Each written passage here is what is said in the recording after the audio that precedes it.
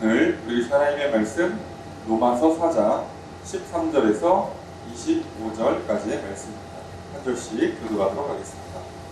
아브라함이나 그 손에게 세상의 상속자가 되리라고 하신 언약은 율법으로 말미암은 것이 아니요 오직 믿음의 의로 말미암은 것이니라.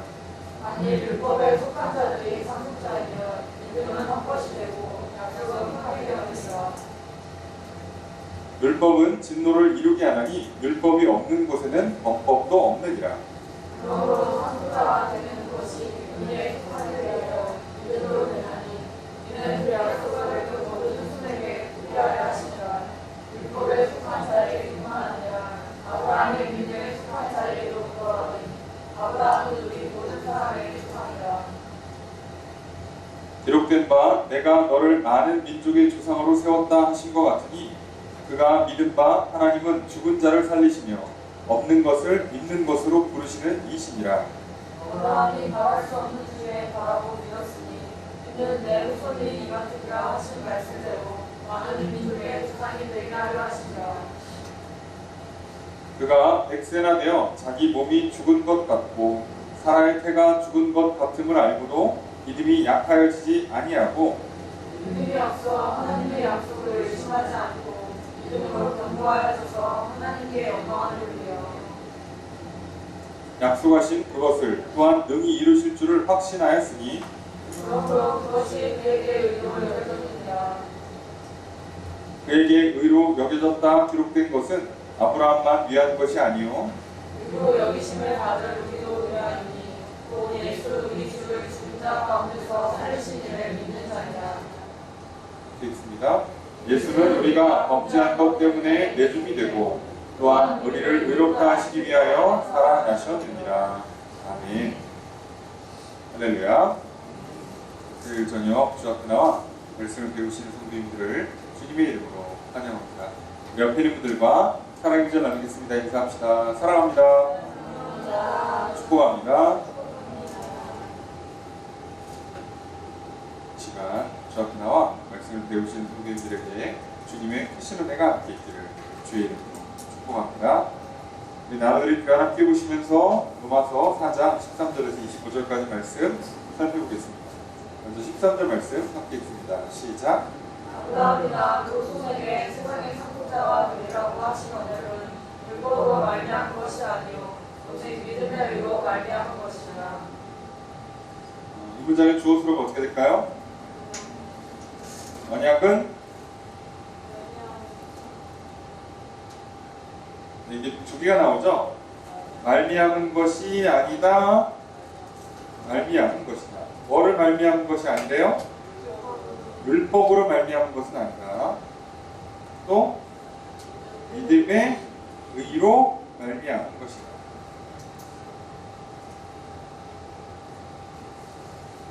자, 여기서 율법으로라고 하는 것은 정확히 말하면 율법의 의로예요.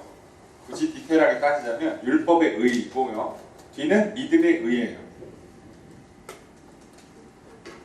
성경에서 율법으로라고 할 때는 여러분들이 읽으실 때 이게 그냥 율법 그 자체를 말하는 건지 율법을 지켜서 거기서 율법을 행했을 때 오는 것에 대한 결과, 그죠?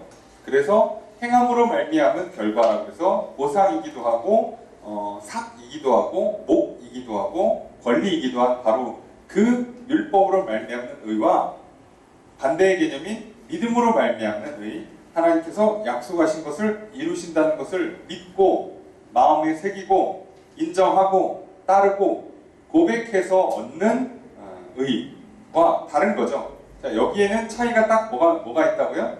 행함이 있느냐 없느냐의 차이예요. 믿음에 의해서 의를 얻기까지 굳이 행하는 게 하나 있다고 하면 뭐가 있냐면 참는 거, 기다리는 거예요. 굳이 찾자면 이걸 뭐 했다고 하기가 애매한데 하여간에 하나 굳이 꼽자면 사람들이 헷갈릴까봐 사람들이 이것 때문에 자기가 뭘 한 거라고 착각을 해요. 자, 기다리는 거. 을 자꾸 뭘 했다고 생각하는데요. 자, 여러분 일을 하고도 결과물 나올 때까지 기다려야 됩니다. 기다리는 거는 어차피 똑같은 건데도 불구하고 사람들이 자꾸 기다린 거, 인내한 거에 대해서 자꾸 뭘 했다고 생각을 하는 경우가 있는데 한 거 없어요. 여러분 가만히 기다리면 아무 일도 안 일어납니다. 그죠? 약속을 받고 그 약속이 이루어지게 기다리는 사람에게 약속이 임하는 거지 약속 없이 가만히 기다리고 있으면 아무 일도 일어나지 않아요. 이 차이를 구분하실 수 있어야 돼요.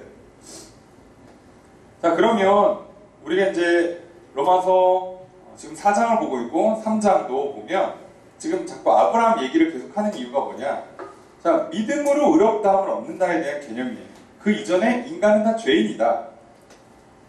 그래서 인간은 각자의 그 죄인일 수밖에 없는 게 각각의 법을 갖고 있고 유대인은 율법을 갖고 있고 헬라인이나 다른 이방인들은 양심이라든가 도덕율들을 법으로 갖고 있어요. 각자의 법이 있는 거죠.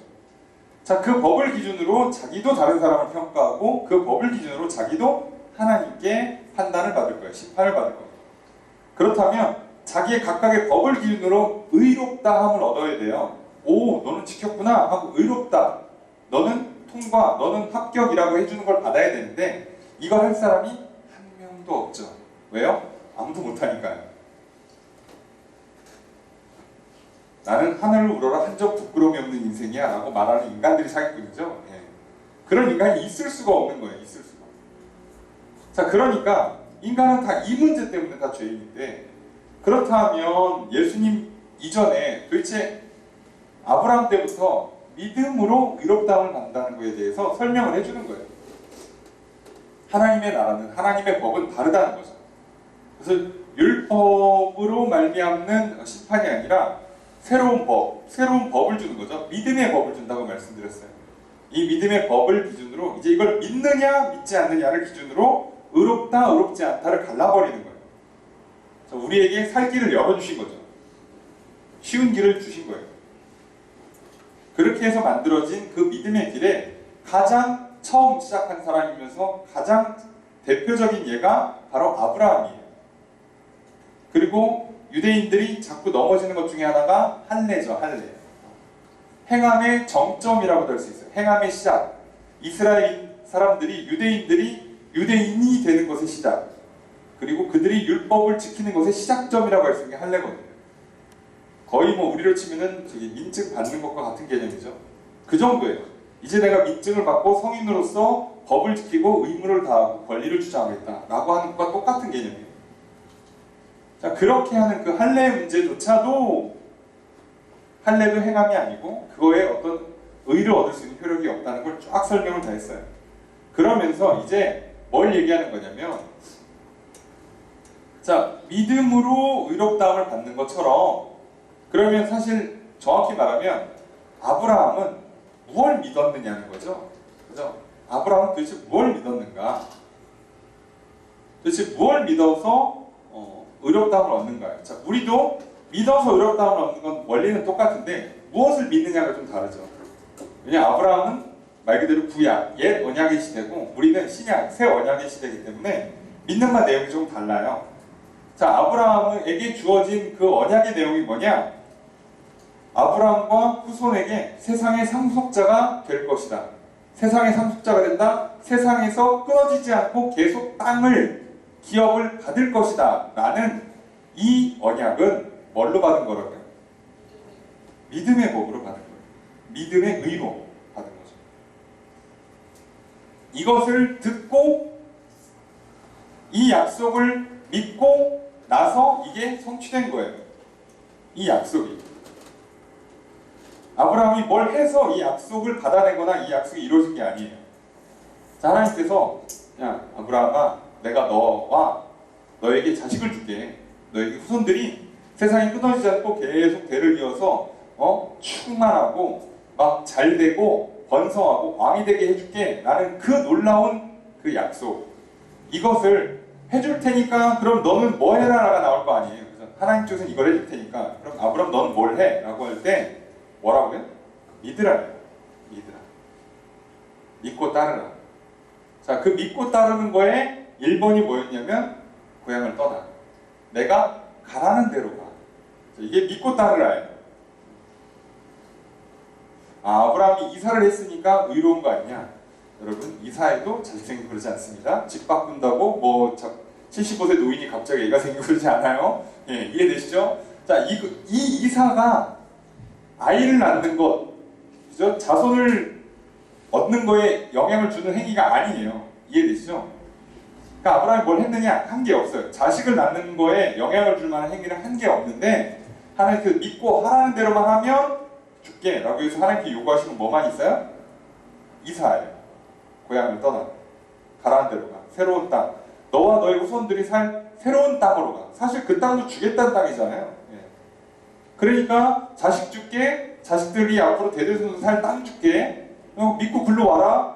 그래서 실제로 요구되는 건 뭐라고요? 믿음만 요구되는 거예요. 그 믿음으로 이사하고 건너와서 그래서 이 약속을 성취한 거죠.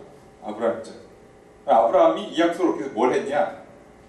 매일 아침마다 그죠? 향을 피우고 뭐 절을 했냐? 뭐 하루에 일주일에 한 마리 뭐 양 한 마리씩 잡아서 바쳤냐? 없어요. 그럼. 하나도 없어요. 말 그대로 한 게 없어요. 하나님이 아들 준다고 그 후손들이 앞으로 살아갈 땅 준다고 가라고 한 대로 간 거밖에 없어요. 아까도 얘기했잖아요. 이사한다고 그 땅 내 땅 되는 거 아니고요. 이사한다고 갑자기 자식이 생기고 그러지 않아요. 그런데 했어요. 아브라함이 이렇게 약속을 성취해낸 것은 법을 지켰기 때문에, 율법을 지켰기 때문에, 어떤 행위를 하라고 한 것을 했기 때문이 아니라 믿었기 때문에 된 거라는 거예요. 이게 핵심이죠. 기본 개념인 거예요.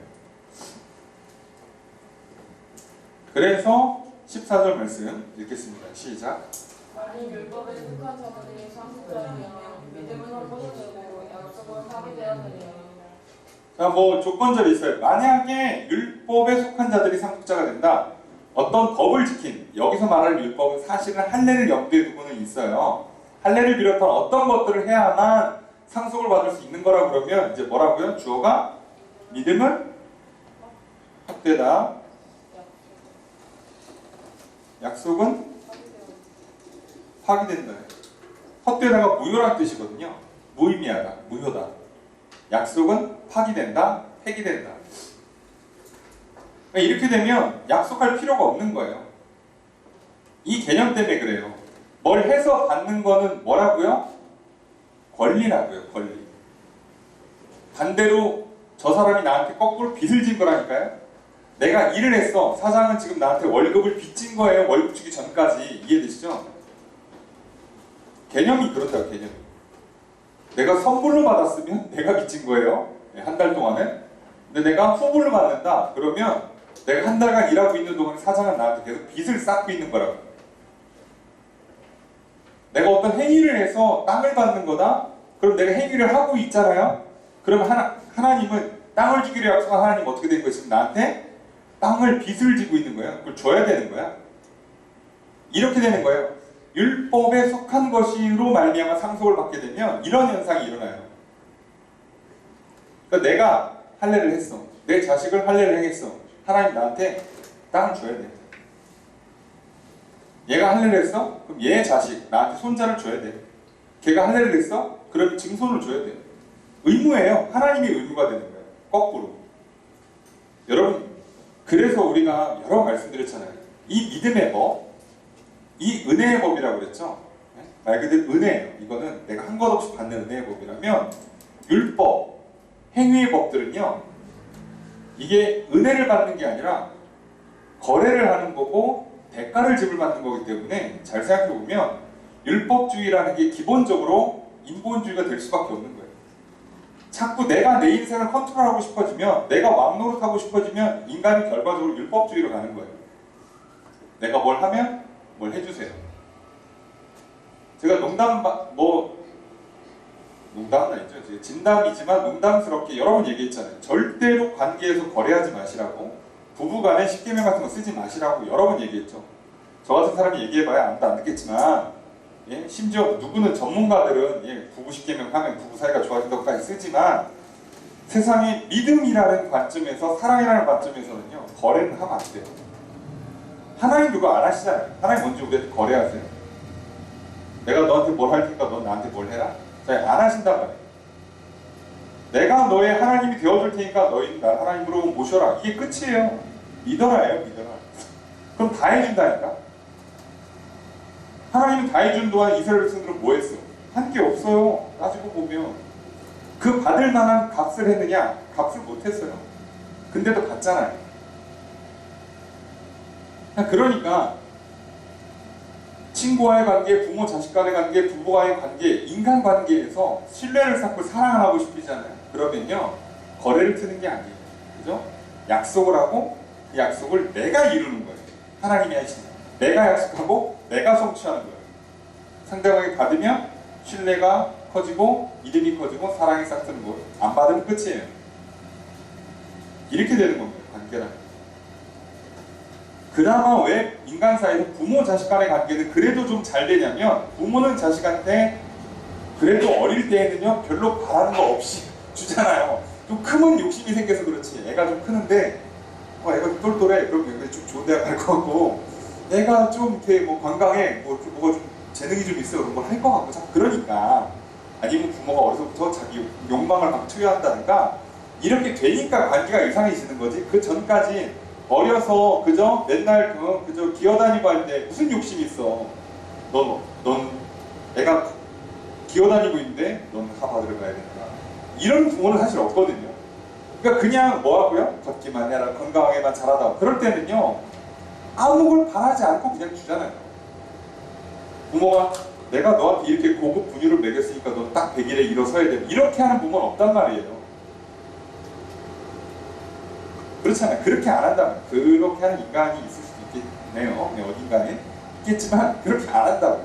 그렇기 때문에 대부분 다른 경우는 몰라도 부모와 자식 간의 관계는 믿음과 사랑의 관계가 그나마 쉽게 보여줄 수 있는 이유가 여기서 나와요.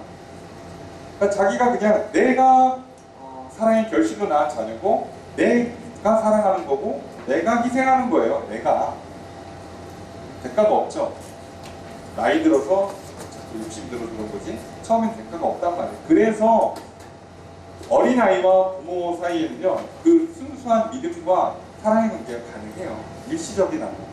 자, 중요한 건 이런 원리 때문에 절대로 관계에 있어서 율법을 집어넣으면 안 돼요. 율법을 많이 넣으면 넣을수록 깨져요. 나는 이걸 할 테니까 넌 이걸 하세요. 자, 하면 안 돼요.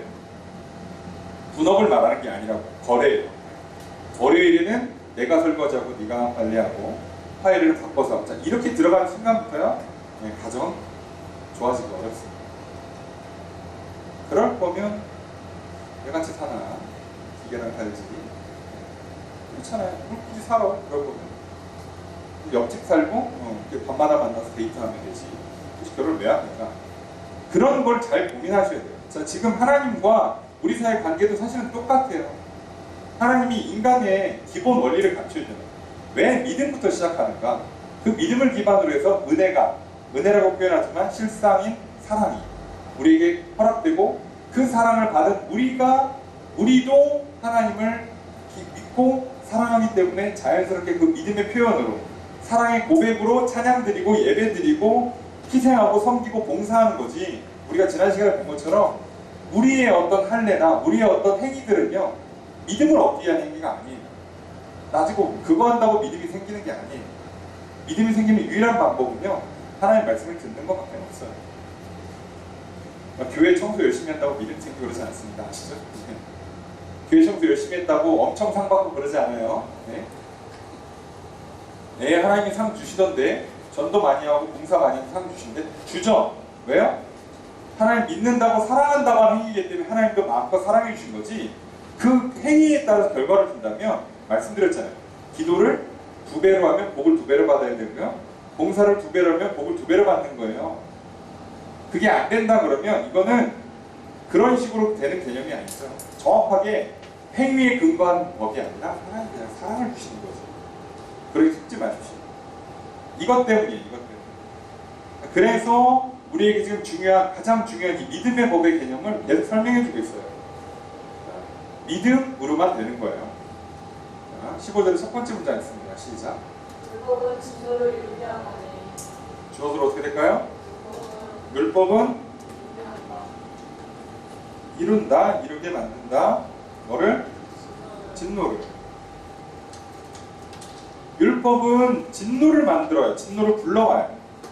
법이 있으면 거기에 따라서 상벌이 주어지는데 대부분 벌을 받을 수밖에 없는 상황이니까 당연히 주로 벌 받아요. 아까 얘기했잖아요.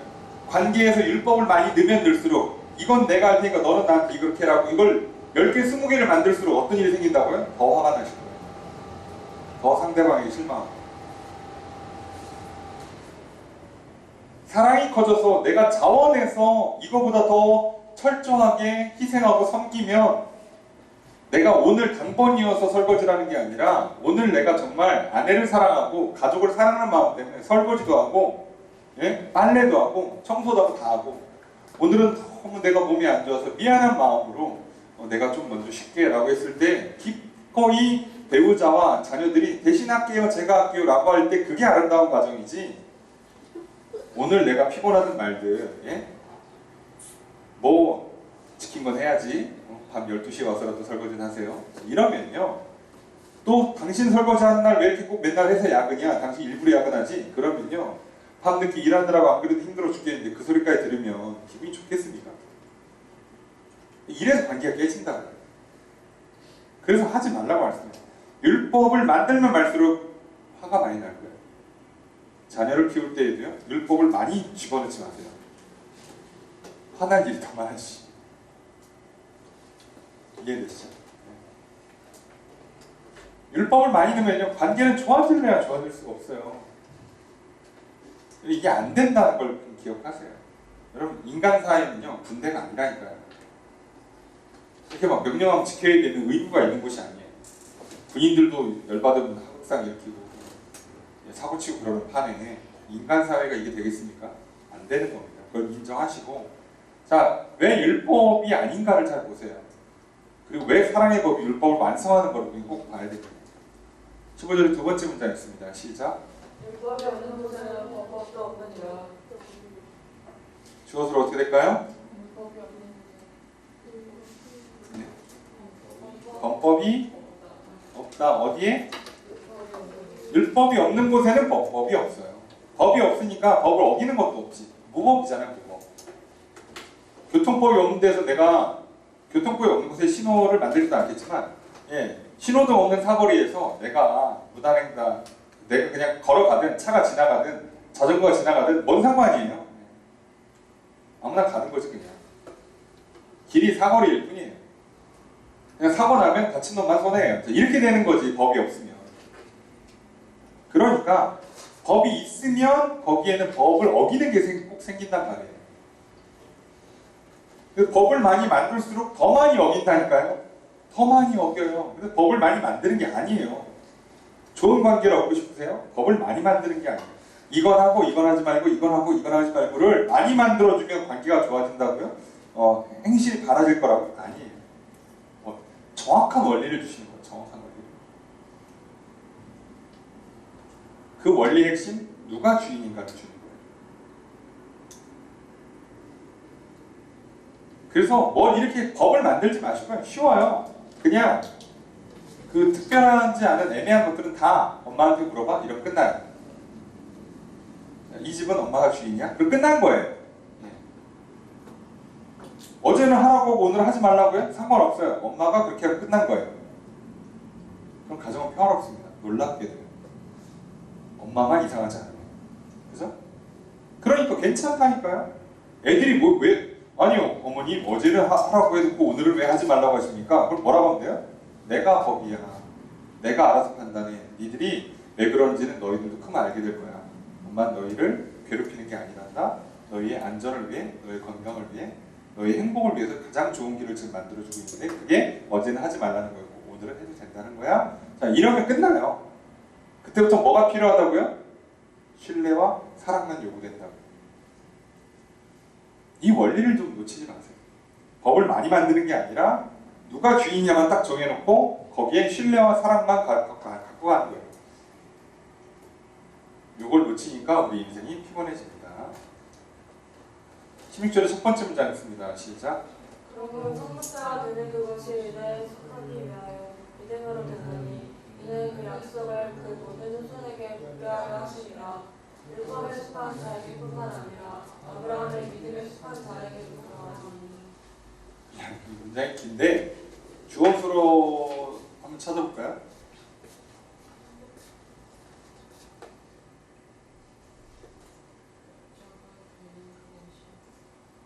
자, 그죠? 상속자가 되는 그것이 주어예요.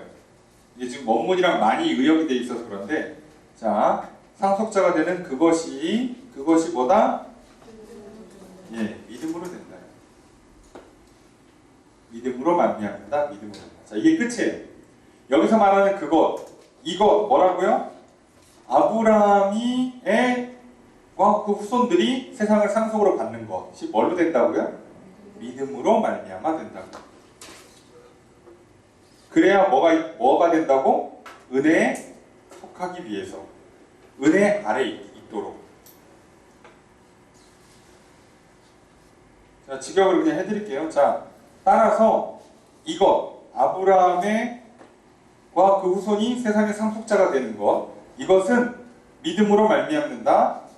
은혜 아래에 있도록 하기 위해 모든 후손에게 그 약속을 확실히 있게 하려고 율법에 속한 사람뿐 아니라 아브라함의 믿음에 속한 사람에게도. 그러니까 유대인 말고 모든 사람에게도 사실상 전부 다 열어주기 위해서 이 일을 한 거예요. 자, 그러니까 잘 생각해 보세요. 왜 유대인 말고도 출애굽할 때 따라온 많은 민족들이 어떻게 하나님 백성이 될 수 있었는가? 그들이 어떻게 이스라엘 민족이 될 수 있었는가를 생각해 보세요. 안 돼야 되는 거잖아. 따지고 보면 아브라함의 혈통 아니면 안 돼야 되는 거잖아요. 만약 이게 할례 문제고 피해 문제였다면 아브라함의 직계 혈통 아니면 안 돼야 돼요. 그리고 가나안 족속들 중에서도 항복하고 들어오면 종으로 삼고 나중에 흡수가 돼요. 그러니까 사실 이스라엘에 순혈통은 없는 거예요. 따지고 보면. 우리도 뭐 다니엘 민족이라고 하지만 세상에 순혈이 어디 있습니까? 인간사 인류 역사가 이만큼까지 왔는데 오늘날 순혈이 어디 있어요? 그러니까 말이 안 된다고요. 처음부터 이런 개념이 안 되고 하나님은 처음부터 이걸 다 열어주신 거예요. 다 은혜 아래 있고 믿음으로 되게 하려고 싹 다 열어주신 거지. 그러려고 이 방법을 쓰신 거라고요. 그래서 율법에 속한 사람, 그죠? 히브리인들, 유대인들이나 믿음에 속한 사람이나 모든 사람들은 다 그 약속을 확실하게 가져가고 은혜 아래 있게 하려고 믿음으로 되게 만드신 거예요. 이 약속을. 아브라함이 그 약속을 받는 건 다 믿음으로만 되는 거예요. 은혜 아래 있기 위해서 그 약속이 확실하게 하기 위해서. 이 내용은 뭐 지금 아브라함 얘기를 들으니까 우리 헷갈릴 수 있지만 뒤로 가면 이게 무슨 얘기인가 좀 이해가 쉬워질 거예요. 자, 16절의 두 번째 문장 있습니다. 시작. 아브라함은 우리 모든 사람의 조상이다. 주어로 어떻게 될까요? 아브라함은 조상이다. 그죠? 우리 모두의 조상이다. 그래서 아브라함은 우리 모두의 조상이에요. 모든 인간의 조상이에요. 순혈, 아브라함의 직계혈통이든 아닌 상관없고요. 율법을 받은 히브리인이나 아니 이방인이나 상관없는 거예요. 그러니까 아브라함은 우리의 다 조상이 돼요. 우리의 믿음의 조상이 되는 거예요. 그래서 17절 첫 번째 문장 있습니다. 시작. 기록된 바 내가 너를 많은 민족의 조상으로 세웠다 하신 것 같으니. 자, 기록된 것과 같다. 뭐라고 기록했어요? 내가 세웠다. 누구를? 너를 뭐로? 그죠? 많은 민족의 조상. 자, 이렇게 말하면 말이 안 되잖아요. 아브라함을 시조로 세웠으면 아브라함은 누구의 조상이 돼야만 돼요? 한 민족의 조상이 돼야만 되는데도 불구하고 하나님께서 아브라함에게 이렇게 말씀하셨다는 건 처음부터 이게 살짝 모순이 있죠. 그게 무슨 얘기냐면 처음부터 하나님은 아브라함은 한 민족이나 아브라함의 수녀에게만 아니면 율법을 갖고 있는 사람에게만 주려고 한 게 아니라 모든 사람들 다 믿음으로 말미암아 의를 얻게 만들기 위해서 다 이 방법을 썼다는 거예요. 그러니까 그런 힌트들이 이렇게 하나님 말씀 구석구석에 보면 뭔가 묘하게 말이 안 되게 있지만 믿음의 눈으로 보면 다 말이 맞아 들어가는 그런 일이 있는 거죠. 그래서 이것들을 좀 기억하시면서 보면 쉬워요. 우리가 믿음의 눈으로 보면 성경을 보는 게 어렵지 않다고 그러잖아요. 히브리서 말씀처럼 믿음으로 알게 된다고요. 믿음으로 보게 돼요.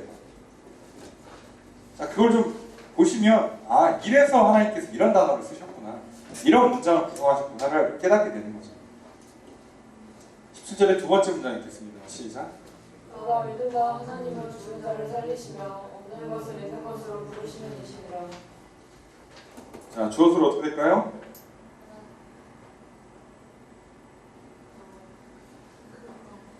자, 이렇게 하면 좀 한국말인데 이해는 되는데 주어서로 설명이 잘 안 되시죠? 자, 직역을 하면 이렇게 돼요. 그가 믿었다 요렇게 해요. 뭐뭐라고 믿은 바라고 하는 건 믿었다 이렇게 이런 분이다. 자, 어떤 분이다? 첫 번째로 하나님은 죽은 자를 살리신다. 그죠? 이게 1번. 하나님은 죽은 자를 살리신다.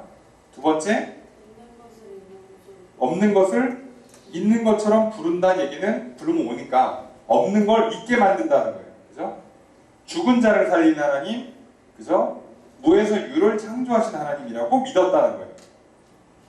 아브라함.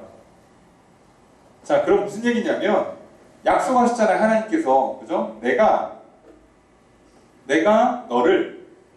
너와 너의 후손에게 이 세상에서 번성하고 땅을 차지하고 왕도 나오고 구원자도 나오게 해줄게 라고 이 엄청난 약속을 해주실 때 그러면 그 약속은 현실적으로 믿을 수는 없잖아요. 지금 나 아들도 한 명이 없는데 무슨 후손을 이어.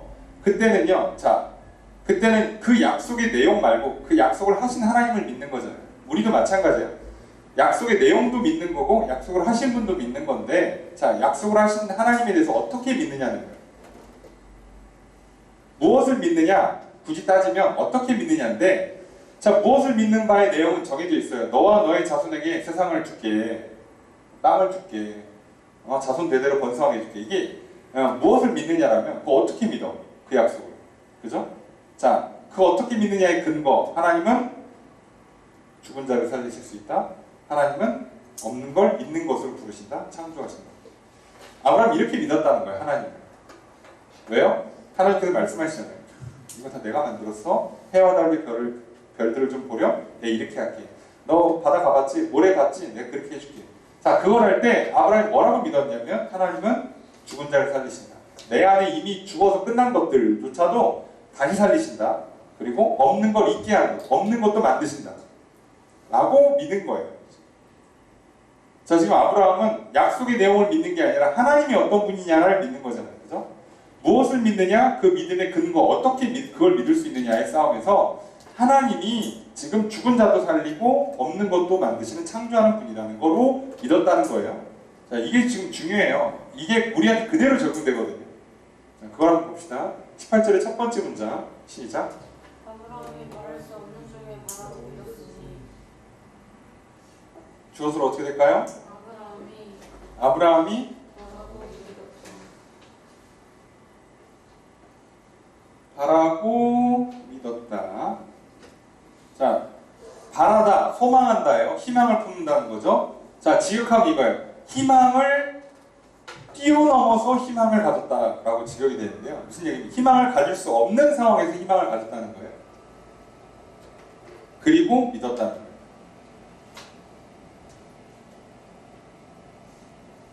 그래서 지적하면 아브라함은 소망을 뛰어넘어서 소망을 품고 믿었다는 거예요. 도저히 바랄 수 없는 걸 바란 거죠. 안 되는 걸. 세상에서 도저히 가능하지 않는 일들, 하나님의 그 말씀을 듣고 하나님의 그 성품을, 하나님의 그 본성을 믿고 그리고 소망을 갖고 믿음을 잃지 않은 거예요.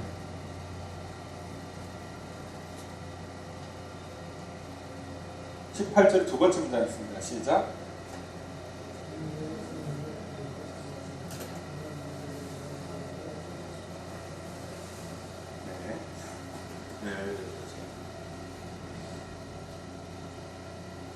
하나님께서 너의 후손이 이 같다. 여기서 말하는 이 같다는 달과 별들, 그죠? 바다의 모래 같은 얘기예요. 자, 이 한 문장으로 하나님의 약속이 압축이 돼 있죠. 그 압축돼 있는 이 한 문장.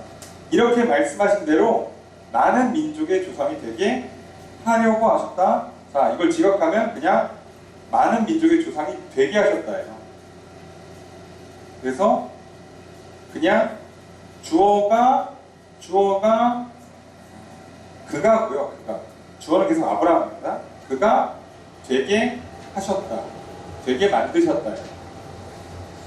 그렇게 그냥 문장은 그렇게 돼요. 만들려고 하셨기 때문이다. 이런 식인데요.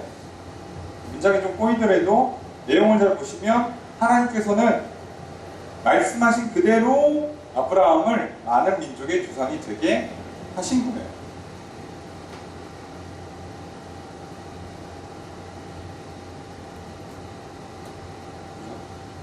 되게 하셨다. 자, 주어가 빠져 있지만 뭐가 되게 하셨다? 아브라함이 그가 뭐로? 많은 민족의 조상이 되게 하셨다. 그가 되게 하셨다. 누가? 하나님께서 그를 많은 민족의 조상이 되게 하셨다. 물론 하나님은 지금 여기서 완전히 빠져 있지만, 그죠? 하나님께서 아브라함을 많은 민족의 조상이 되게 하셨다.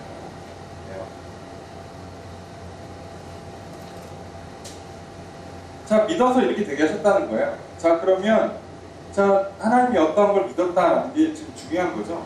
자, 그리고 그 믿음의 내용을 몇 가지 설명하는데 오늘 사실상 믿음의 중요한 내용들은 다 써 있어요. 자, 뭘 믿느냐? 그걸 어떻게 믿느냐? 말한 분에 대한 믿음을 가져야 되는 거죠.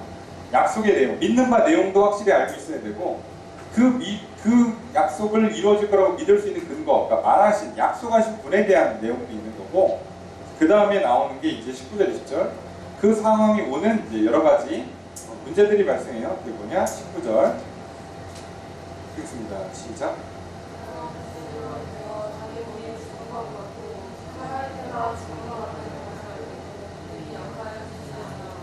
주어수로 어떻게 될까요? 그가 약하여지지 않았다. 약해지지 않았다. 뭐가? 믿음이.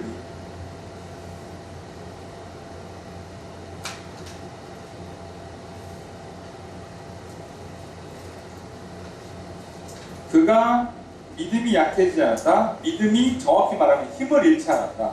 반대말은 믿음이 강해진다예요. 믿음의 힘을 얻었다. 그러니까 자꾸 믿어야지 하고 이렇게 하는 게 믿음이 힘을 얻는 거고, 아, 못 믿겠는데, 이러면 믿음이 힘을 잃는 거예요. 자, 믿음은 어디서 힘이 생기는 게 아니고요. 자, 내가 하는 거라고 내가. 그죠? 그래도 믿어야지. 의심이 들지만 믿어야지. 자, 이건 내가 하는 거잖아요. 자, 그러면 아브라함이 이걸 어떻게 했는가? 보니까 100세가 됐어요. 자기 몸이 죽었어. 자기 몸이 죽은 것 같아요. 여기는 죽은 것 같다라고 돼 있어요. 자, 지역하면 그가 자기 몸이 이미 죽은 것 같음을 알고도, 여기서 표현은 알고도, 이 알고도는 번역에 따라서 봤다라고도 번역하고 깨달았다고도 번역을 하는 거예요. 여기는 지금 알고라고 돼 있는데 자기 몸이 죽은 것 같아. 그러니까 남자니까 자기의 생식 능력이 죽었는지 안 죽었는지 사실 확인이 안 되잖아요. 따지고 보면. 왜냐면 부인이 임신이 안 되는 거지. 지금 그 당시 기술로 남자의 그 생식 능력이 지금 있는지 없는지를 확인할 방법은 없어요. 그러니까 부인이 계속 애를 못 낳고 있으니까 자기는 죽은 것 같다고 생각을 하는 거죠. 게다가 확실한, 그럴 수 있는 높은 근거는 나이가 100살. 지금 현재까지 따지면 99세까지 왔습니다. 나이가 너무 많으니까. 게다가 사라는 결혼할 때부터 애를 못 낳는 몸이었어요. 지금까지 임신이 안 되고 있고 현재 89세. 자, 그러니 어림도 없지. 젊어서도 안 되는 여자가 89세의 할머니가 되는데 될 리가 없잖아요. 그래서 여기는 죽었어요. 그죠? 그래서 이 문장에 보면 그가 100세가 되어 자기 몸이 이미 죽은 것 같음을 알고도 보고도, 그리고 사라의 태가 죽은 것을, 알고도 보고도 믿음이 약해지지 않았다. 놀랍지 않습니까? 사실을 파악했어요. 사실을. 현실의 문제를 직면했다고. 현실을 받고 사실을 파악했는데도 믿음이 약해지지 않는다. 자, 그러니까 하나님 믿는데 현실은, 사실은, 상황은, 나의 생각은, 나의 깨달음은, 나의 판단은, 내 눈에 보여지는 것은 아무 문제가 되지 않아요.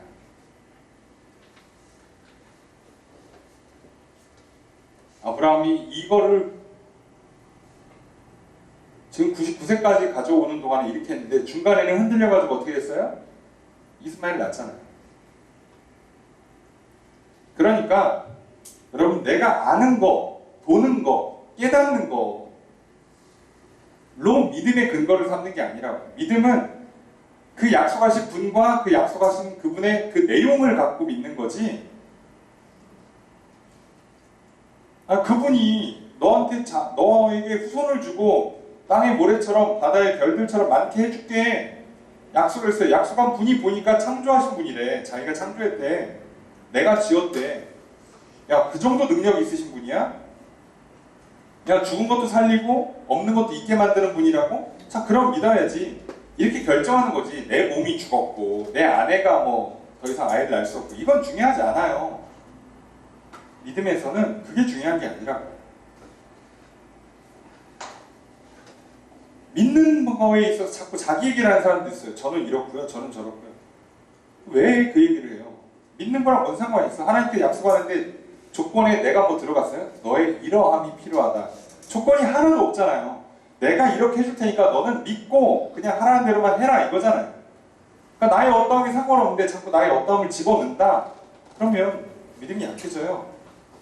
당연히 믿음이 약해져요. 힘이 빠져요. 그런 거 아니겠습니까? 하나님이 아들 준다고 그랬는데 지금 24년 됐어. 아들이 안 생겨요. 아들은 25년째 나올 거거든요. 24년 됐어. 얼마나 답답하겠어요. 그죠? 나이는 이제 99세. 내년은 100세야. 하나님 100세 해주겠대. 일부러 숫자 맞춰서 주시겠대요. 자, 그러고 있는데 그럼 그거를 나의 어떠한 거 아무 상관이 없다고 그분이 정하신 거예요. 너는 상징적으로 100세에 낳자. 아들 주면 되잖아. 100세에 낳자. 하나님 너무하시네라고 따질 수가 없어요. 안 그러면 아예 못 낳아요. 이 사람은. 아이를 가질 수 있는 그런 능력이 없다고요. 애 요종을 통해서 낳은 아들은 아니라니까. 아내를 통해서 낳아야지. 자, 이거야. 자, 믿음에 있어서만큼은 나의 어떠함은 의미가 없어요. 내가 알고 있는 거, 내가 본 거, 내가 깨달은 거 아무 상관없어요. 뭘 자꾸 그런 얘기 하지 맙시다. 믿는데. 이건 왜 그러냐면 우리도 똑같아요.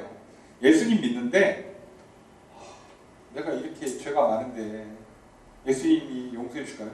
아니, 내가 죄가 많고 적고가 중요한 게 아니라고. 우린 어차피 죄인이고 하나님은 그걸 용서해 주기 위해서 예수님이 이 땅에 보내시고 십자가에 달려 죽게 하시고 다시 살아나게 하셨잖아요. 자, 그럼 그걸 믿어야지. 뭘 자꾸 제가 오늘은 죄를 좀 덜 져서 이 정도면 용서받을 수 있을 것 같아요. 그걸 왜 네가 결정해? 제가 오늘은 죄를 너무 많이 져갖고 내가 봐도 인간이 아니야. 나 같은 건 지옥 가는 게 마땅해. 그게 사실이야. 나도 그렇게 생각하는데 옆에 있는 사람 다 그렇대. 야, 넌 진짜 인간 쓰레기야. 넌 죽어서 지옥 가는 게 정상이야. 다 그렇게 얘기하는데 나는 용서 못 받을 것 같아. 그걸 왜 네가 결정하냐고. 율법이 아니라고. 믿음의 문제이기 때문에 약속한 내용만 보시는 거예요. 약속한 내용. 누가 어떤 말을 했느냐가 중요한 거지. 내가 그거를 믿느냐 안 믿느냐의 싸움이지. 자꾸 왜 나를 고려하지 말라고. 사람들이 이 실수를 엄청 많이 해요.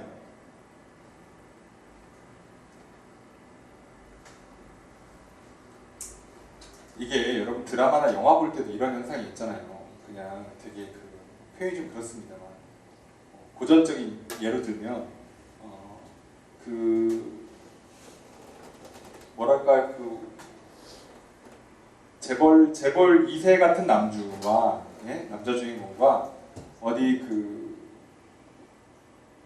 가난하고 못난 시골 처녀 같은 여자 주인공이 이 만나서 사랑을 하게 될 때, 그죠? 신데렐라 이야기 같은 걸 할 때, 예? 만약에 여자 주인공이 늘 그런 과정을 겪잖아요. 왜 날 좋아하십니까? 왜 날 사랑합니까? 당신 주변에 괜찮은 여자 많은데, 좋은 집안에 훌륭한 외모를 갖고 있고, 나보다 똑똑하고 그런 사람 많은데 왜 굳이 납니까? 아, 이걸 뭐라고 설명해? 그냥 내가 널 사랑하는데 이유가 있냐고. 그걸 왜 자꾸 따져요? 여러분, 따지면 따질수록 믿음이 깎이고 사랑이 떨어진다니까요? 이 사람이 날 사랑이 진짜냐만 확인하면 되지. 나의 어떠함을 왜 자꾸 따져? 그렇잖아요. 우리가 자꾸 이 실수를 한다고요. 이것 때문에 관계가 깨지는 거예요. 그래서 아브라함이 그거를 보고도 알고도 믿음이 약해지지 않았어요. 이게 정말 아브라함이 잘한 거죠.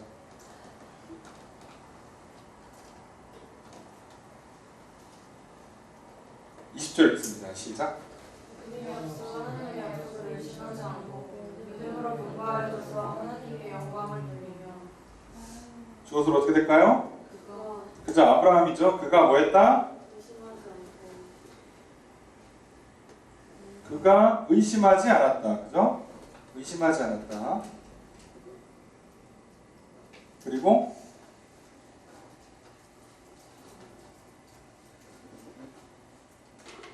견고하여져서 강하게 했다예요. 강하게 했다. 그리고 영광을 돌렸다. 자, 아브라함이 믿음이 없어서 하나님의 약속한 걸 의심하지 않았고요. 오히려 믿음을 강하게 해서 도리어 하나님께 영광을 돌렸어요. 찬양을 드렸어요. 이겁니다. 의심이 들면 어떻게 하면 돼요? 더 열심히, 더 강하게, 더 힘을 내서 믿으면 돼요.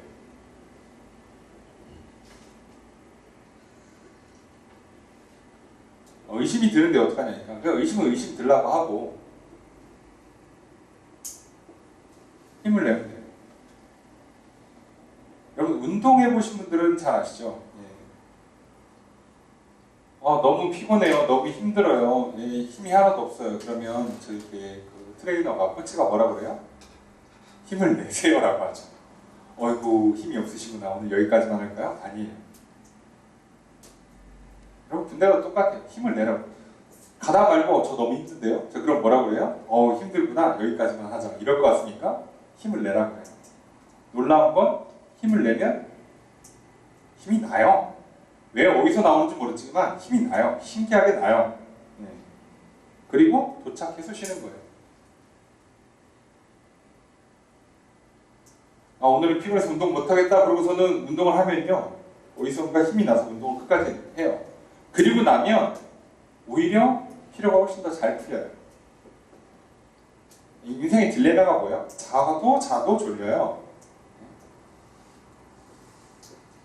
자고 나면 힘이 생기는 게 아니라 힘을 내야 힘이 생긴다고요. 여러분, 자는 건 인간의 육신이 기본적으로 어느 정도 자야 되는 거고, 그때 그 다음부터는요, 힘을 내야 힘이 나요.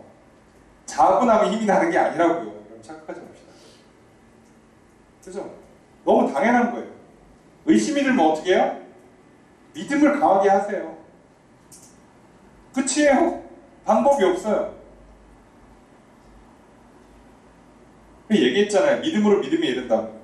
먹어야지 입맛이 도는 기적 같은 일. 입맛이 없어 밥을 안 먹으면 계속 입맛이 없어요. 입맛이 돌아온다고 밥을 먹는다? 그러다가 죽어요. 자, 그러지 마시고 밥을, 맛있는 걸 먹어서 입맛을 살려야지 오히려 잘 먹게 된다고요. 운동하기 싫고 공부하기 싫고 공부가 잘 안 되고 똑같아요. 해야 맛을 아는 거예요. 그래야 잘 된다고요. 의심이 들어요? 그래서 믿기 싫어져요? 믿어야지 그걸 이기고 오히려 믿음이 더 커진다니까요. 말도 안 되는 소리 하지 마세요. 그러면 저도 더 이상 드릴 말씀이 없습니다. 뭐라고 그래요? 입맛이 없어서 못 먹겠다는 사람한테는 해줄 말이 뭐예요? 이거 맛있는 거니까 한 번만 드세요가 해줄 수 있는 정보예요. 그거 입 다물고 안 드시면 뭐 입맛 돌아올 때 드세요. 언제 돌아올지 모르지만. 그래서 입맛 돌아와서가 아니라 굶어 죽기 전에 먹을 거예요. 아이고, 입맛이 돈다 그러고 먹을 것 같습니까? 아니에요. 먹어야 입맛이 돌아요. 당연한 원리를 잡고 뭐 어떻게 이렇게 설명한 바울이 천재지. 저나 여러분들 이렇게 설명이 안 되잖아요. 그죠? 설명이 어렵죠. 이걸 이렇게 얘기하잖아요. 그걸 했단 말이에요, 실제로. 자, 게다가 21절 함께 읽습니다. 시작.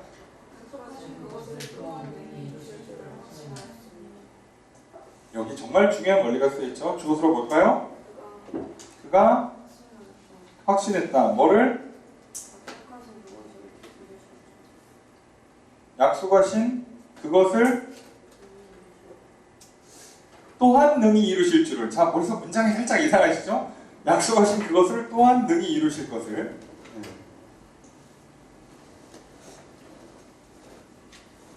그래서 이 문장이요. 주어가 그가 확신했다. 뭐를? 약속하신 그것을 확신했다야. 그리고 또 뭐를? 능히 이루실 것으로 확신했다. 두 가지를 확신했다고 봐야 돼요. 실제 직역하면 이렇게 나와요. 첫 문장이 이렇습니다. 약속하신 그것을 확신하였다. 주어는 생략되어 있으니까 약속하신 그것을 생략되어 있다. 그리고 쉼표하고 하나님께서 능히 이루실 수 있음이 있다고. 자, 이렇게 말해 줍니다. 그 이루실 수 있는 능력이 있다고.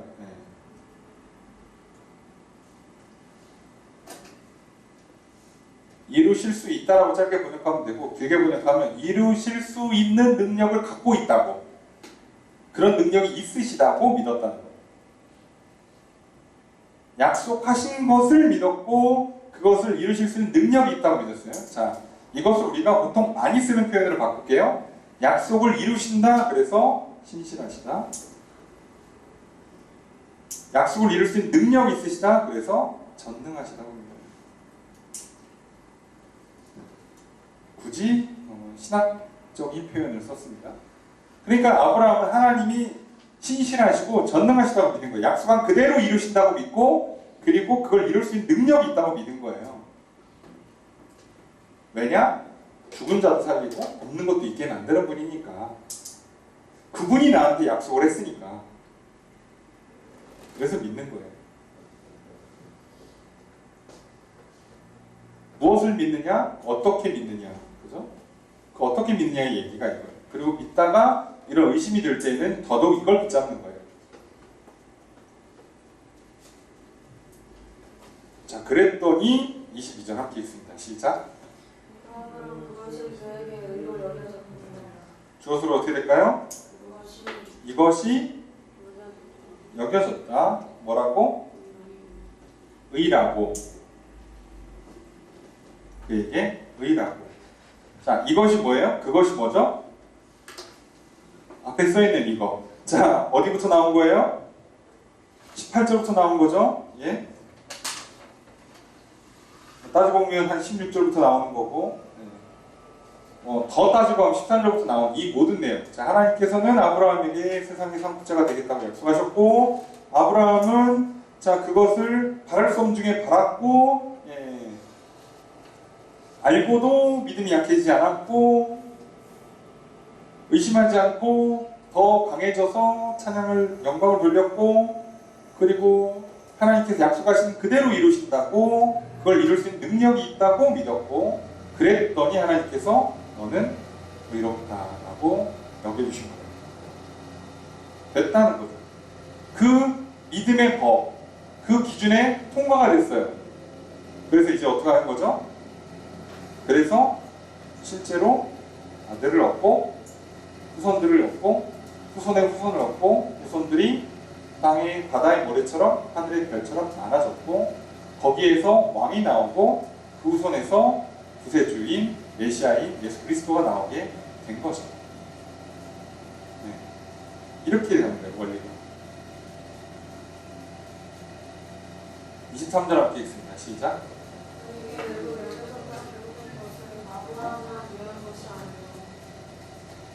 자, 이렇게 써있는 이 표현은 뭐라고요? 주어. 이렇게 된 이것은 통째로 주어져. 이것은 아니다. 뭐가? 아브라함만을 위한 것이 아니다. 이렇게 기록된 말씀은 아브라함만 위해서 써놓은 말이 아니라는 거예요. 그럼 누굴 위한 거겠어요? 우리도죠? 24절 읽습니다. 시작.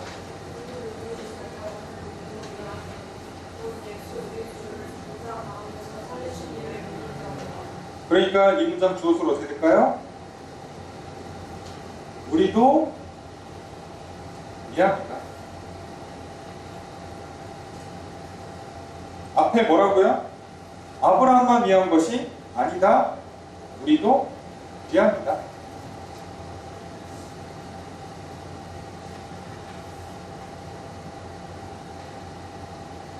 자, 어떤 우리? 의로 여기심을 받을, 의롭다고 여김을 받을 우리. 자, 우리는 뭐를 믿어서 의롭다고 여기심을 받는가? 자, 이게 중요한 거죠. 이게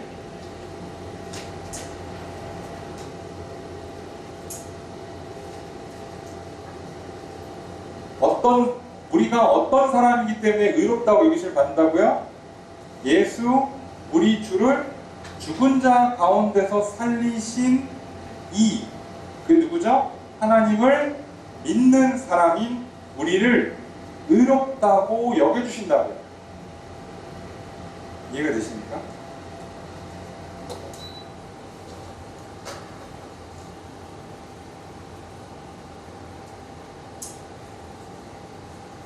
예수 그리스도의 십자가의 죽음과 그 부활을 믿는 사람들인 우리도 의롭다함을 여김받는다는 거예요.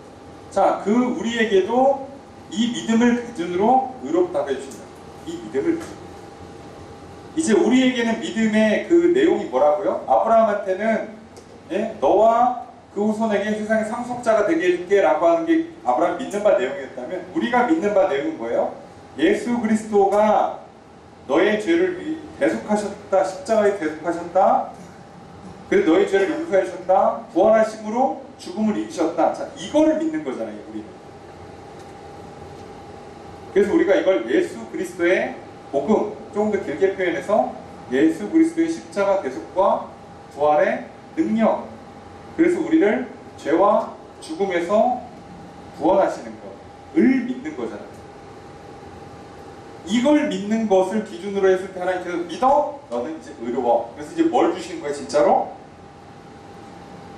죄에서 자유를, 죽음에서 생명을, 하나님 나라를 주시는 거죠. 이건 저기 집은 어떻게 사요? 저기 자식은 좋은 대학 어떻게 가요? 자, 그건 안 써 있어요. 그거는 하나님의 주권에 하나님께서 기뻐하셔서 각자 알아서 내려주시는 복대로 임하는 거라서, 그건 명제로 돼 있는 게 아니란 말이에요. 뭐 하면 뭐 한다가 없어요. 그런 거. 우리가 믿는 바 내용은 예수 그리스도에 관한 새 언약, 예수 그리스도의 십자가가 내 죄를 대신 용서해 주는 거다. 그리고 그 부활함이 나의 죽음을 이겼다는 증거다. 그래서 나는 예수 그리스도를 나의 구원자로 믿으면 내 죄의 문제, 죽음의 문제가 풀린다. 이렇게 하신 하나님을 믿는 거죠. 예수 그리스도를 믿는 하나님 믿는 내용이 비슷한데, 그죠? 어쨌든 예수 그리스도에 관한 내용이 우리가 믿는 바의 내용이고, 이걸 믿을 수 있는 근거는 역시나 이렇게 약속하신 하나님이 신실하시고 전능하신 분이셔서 해야 합니다.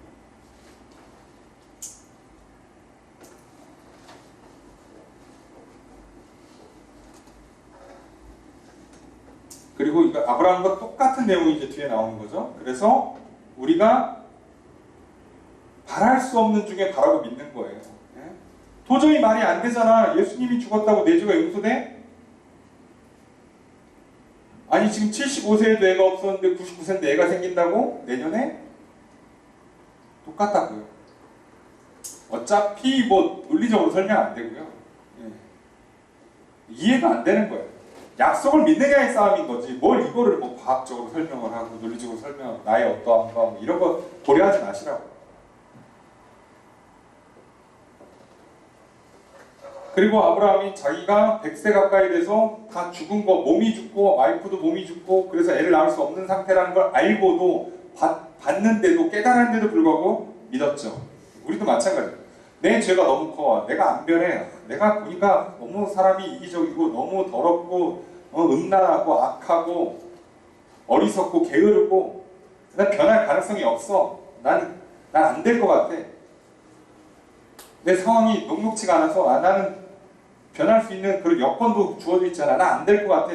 그래도 의심하지 않고 야 내가 지금까지 어렸을 때 교회를 지금 10년 넘게 다녔는데 20년째 다녔는데 안 변하는 거 보니까 나 안 될 것 같아. 그럼에도 불구하고 믿음이 약해지지 않고 믿는 거예요. 그랬더니 그 신실하신 하나님, 전능하신 하나님이 결국 이것을 하실 거라고 믿었더니 하나님께서 너 진짜 믿는구나. 오케이, 너는 의로워. 기준에 들어왔어. 합격.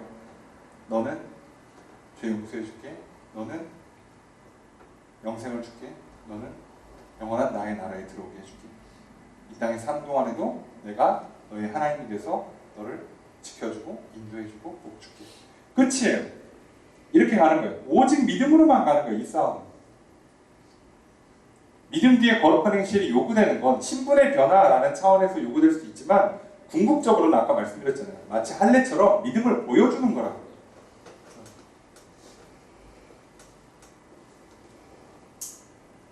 그러니까 뭔가 우리가 그 사랑하는 사람한테 그게 뭐 배우자가 됐든 뭐 연인이 됐든 부모가 됐든 자식이 됐든 기념일을 챙기거나 선물을 사주거나 이벤트를 열어주는 건 의무가 아니라고. 그죠? 또는 서로 계약을 맺어서 너가 이걸 해주면 나도 이걸 해줄게. 이게 아니라 내가 너를 향한 사랑 때문에 기꺼이 하는 거예요. 내가 바쁘거나 돈이 없거나 뭐 필요가 없다고 판단을 안 할 수도 있는데 내가 하는 거예요. 내가 기꺼이. 그러니까 이거는 이벤트나 어떤 뭐 선물을 줬거나 뭐를 했기 때문에 날 사랑하는 게 아니라 사랑하는 걸 이걸로 표현해 주는 거라고. 거꾸로. 이건 실수하지 마세요. 안 해줬기 때문에 사랑이 아닌 게 아니라 사랑을 이렇게 표현하는 거예요. 그러니까 많은 어린 친구들이 실수하는 게 뭐예요? 기념일 안 챙겨주는 거 보니까 사랑이 변한 것 같아요. 사랑이 식었어. 제가 봤을 땐 너도 사랑이 식은 것 같아요. 그렇게 하시면 안 되죠. 그걸 요구하는 것 자체가 사실 뭐 세상의 방식이라 뭐라고 할 말 없지만 교회 다니시는 분이나 안 다니시는 분이나 요즘 차이를 보기가 너무 어려워서 씁쓸한데 그게 아니라 사랑을 그걸로 표현하는 거지 그게 곧 사랑이 될 수는 없단 말이에요. 이런 실수만 하지 않으면 지금 이 하나님과 우리 사이의 관계의 기본이 뭔지를 알고 이게 회복된 사람들은 이제 사람과 사람 사이의 관계를 원리를 알기 때문에 이제 그 사람들이 그 자리에 가서 화평케 하는 사람이 되는 거예요. 피스메이커가 가능해지는 이유가 이거예요. 아니까 내가 받아보니까 이렇게 하는 거구나. 그래 그 사람들이 관계를 시작하고 공동체에 들어가면 거기가 그 사람 때문에 좋아질 수밖에 없는 거예요. 거래를 안 하니까 기꺼이 베푸니까 계산 두드리고 자 이건 누구 건데 챙겨놓고 뒤로 빼놓고 그럴 필요가 없어요.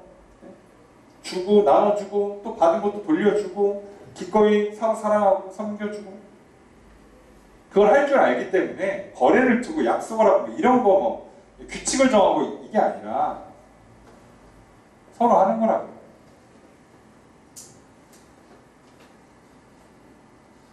규칙이 많은 곳이 좋은 곳이 아니에요. 그걸 좀 잘 기억하세요.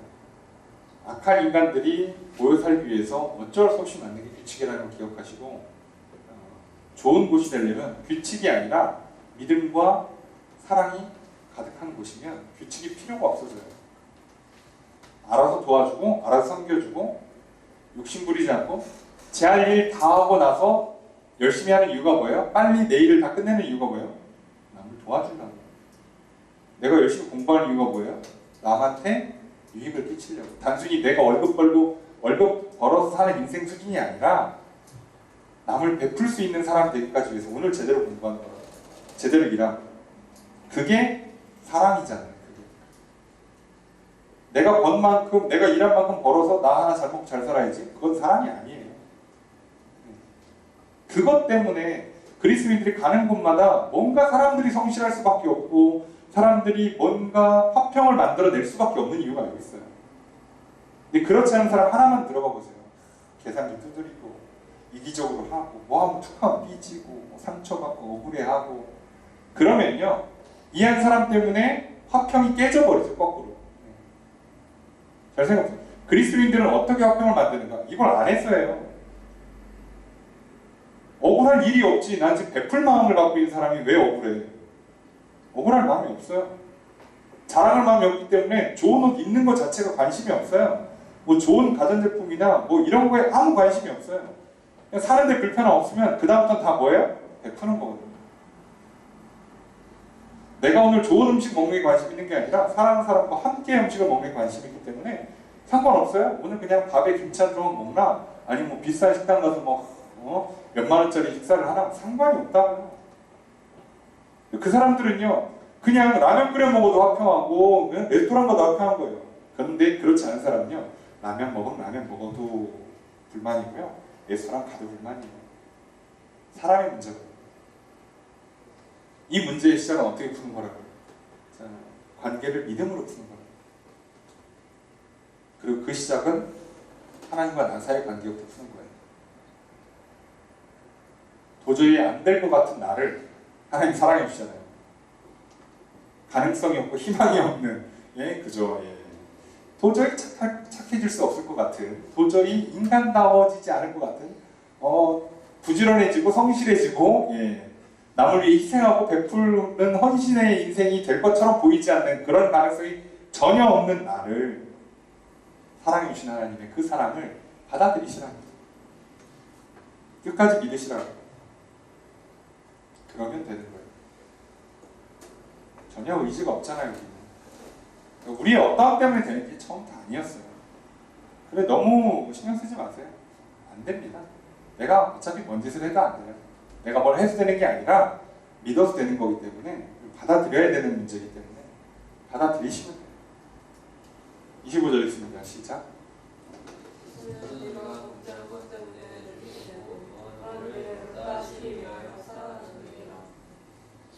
주어서 어떻게 될까요? 예수는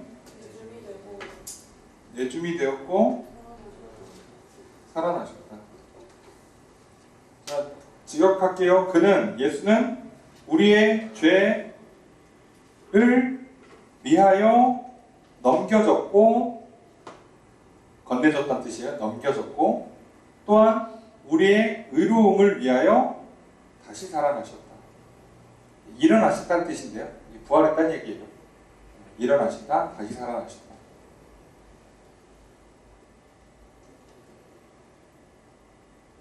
우리는 이걸 믿는 거라고요. 이거를. 내 죄의 문제를 풀어 나에게 자유와 영원한 생명을 주시기 위해서 죽으시고 다시 살아나셨어요. 이걸 믿는 거예요. 이게 어떻게 돼요? 제가 그런다고 뭐 전혀 될 것 같아 보이지 않는데 될까요? 이런 거 얘기하지 마시고 이걸 믿는 거지 뭐 그다음 따지지 마세요. 그 싸움입니다. 제가 어려서부터 뭐 귀가 얇아서 의지가 약해서 성격이 좀 삐뚤어서 제가 무슨 이렇고 저렇고 뭐 나이 없다면 자꾸 얘기하지 마세요. 성장 배경 뭐 가정 제발 얘기하지 마시고 그런 거 성격 이런 거 재능 능력치 뭐 이런 거 뭐 자기 죄가 얼마나 큰지 얼마나 사고를 쳤는지 내가 또 얼마나 훌륭한 인간인지 아무 얘기하지 마세요. 나랑 상관없어요. 이걸 믿느냐 마냐의 싸움이지 자꾸 여기 지금 단 한마디 우리의 어떤 얘기가 들어가 있지 않잖아요. 우리가 믿는 바 내용에 하나님과 예수님 말고는 아무 얘기도 들어가 있지 않아요. 우리한테는 딱 이것만 요구돼요. 믿느냐 안 믿느냐. 그것만. 새롭게 우리에게 주어진 이 믿음의 법. 이 법을 기준으로 우리는 평가받을 겁니다. 그 법을 기준으로 의롭냐 의롭지 않냐를 판단받을 거예요. 말씀을 관찰해 보겠습니다. 아브라함과 그의 후손에게 주어진 언약은 어떤 의로 말미암은 것입니까? 13절을 보니까 어떤 의로 말미암았어요? 믿음의 의. 율법의 의가 아닙니다. 믿음의 의. 두 번째로 우리는 무엇을 믿음으로 의롭다 여기심을 받습니까? 24절에 보니까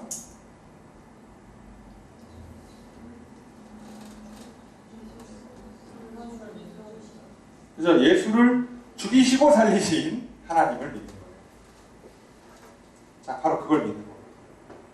그걸 믿음으로 의롭다함을 받아요.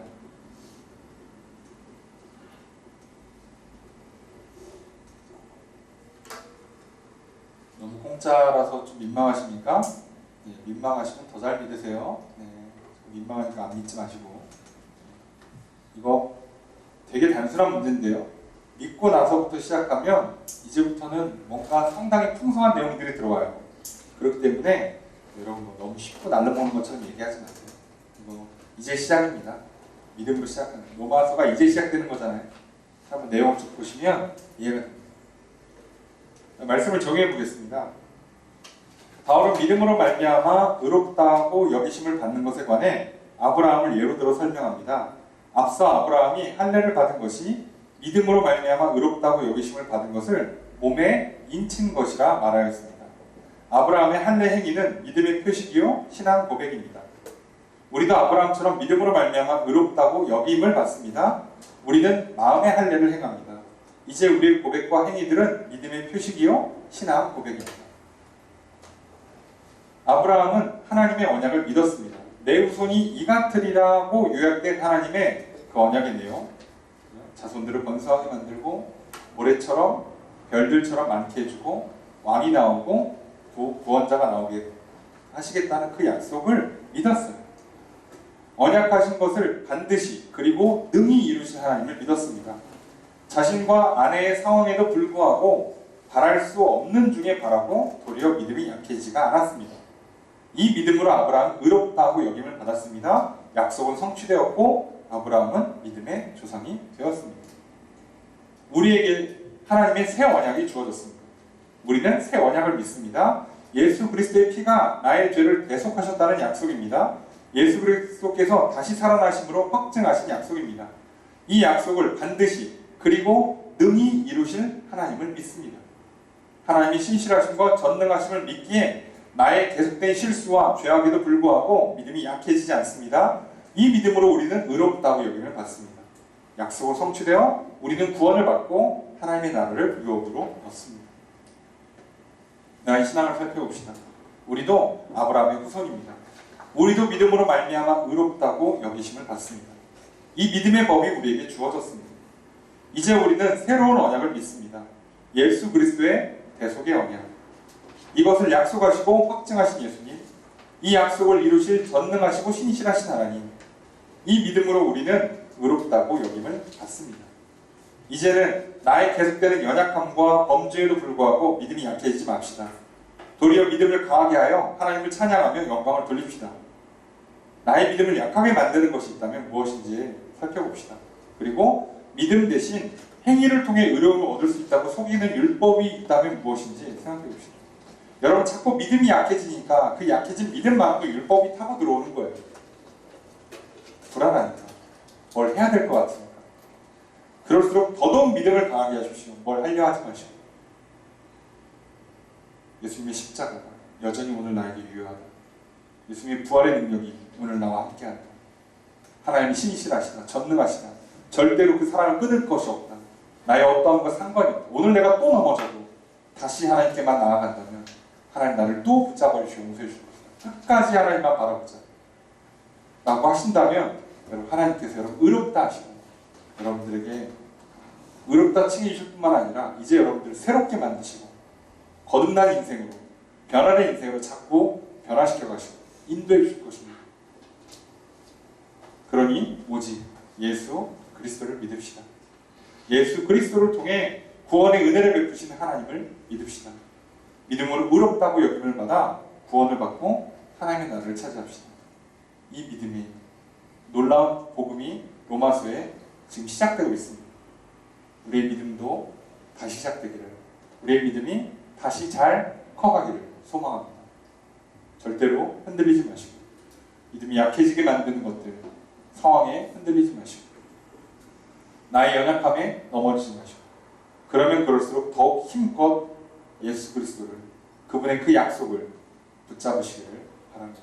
그래서 오늘 또 의롭다고 받으시고 다시 태어나 변화된 인생으로 나아가시기를, 그래서 이제 거룩한 인생, 또 하나님 안에 천국 같은 삶을 누리며 살아가시는 저와 여러분들 되기를 소망합니다.